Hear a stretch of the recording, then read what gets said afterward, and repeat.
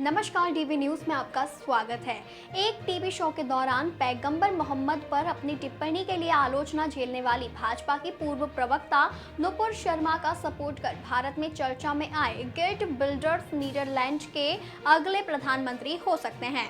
Exit polls के मुताबिक Dutch संसदीय चुनावों में उनकी पार्टी फॉर फ्रीडम पार्टी को सबसे अधिक सीटें मिलने का दावा किया गया है। इन नतीजों का प्रभाव पूरे यूरोप पर पड़ने की संभावना है।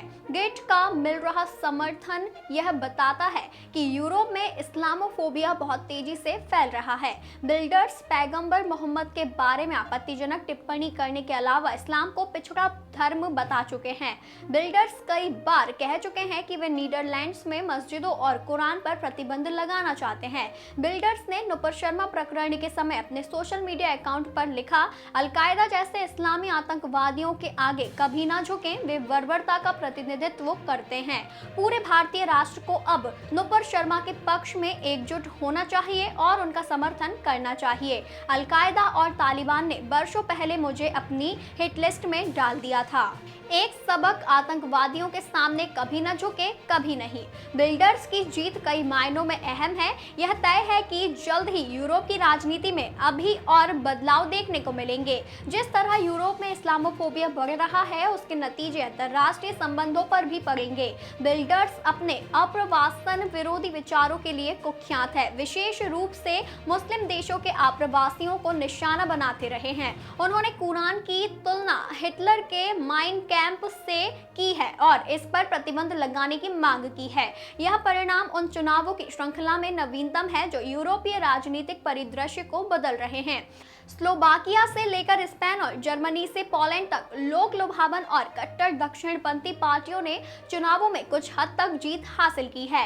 नीदरलैंड को ऐतिहासिक रूप से यूरोप के लिए एक अग्रदूत के रूप में देखा जाता है और पूरे महाद्वीप में धुर दक्षिणपंथी हस्तियां बिल्डर्स की जीत का जश्न मना रही हैं। उन्हें सबसे पहले बधाई देने वालों में हंगरी के सुदूर दक्षिणपंथी प्रधानमंत्री विक्टर ऑर्बन थे, जिन्होंने घोषणा की कि परिवर्तन की हवाएं यहां भी है। फ्रांस के धुर दक्षिणपंथी नेता मरीन ले पेन ने भी बिल्डर्स के चुनाव प्रदर्शन से पता चलता है कि यूरोपीय संघ के केंद्र से अधिक देश इस तरह की समस्याओं से मुकाबला कर रहे हैं।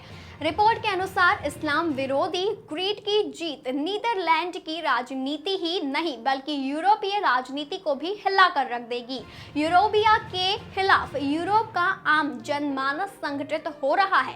कुछ दिनों पहले फिलिस्तीन के एक मौलाना का वीडियो वायरल हुआ जिसमें वो दिख रहा है कि फ्रांस एक दिन मुस्लिम देश बन जाएगा। इस तरह पूरे यूरोप के इस्लामीकरण के अभियान को यूरेबिया नाम दे दिया गया। वीडियो में मौलाना यह कहता हुआ दिखता है कि फ्रांस को मुस्लिम देश बनाने के लिए सिर्फ संख्या से काम नहीं चलेगा।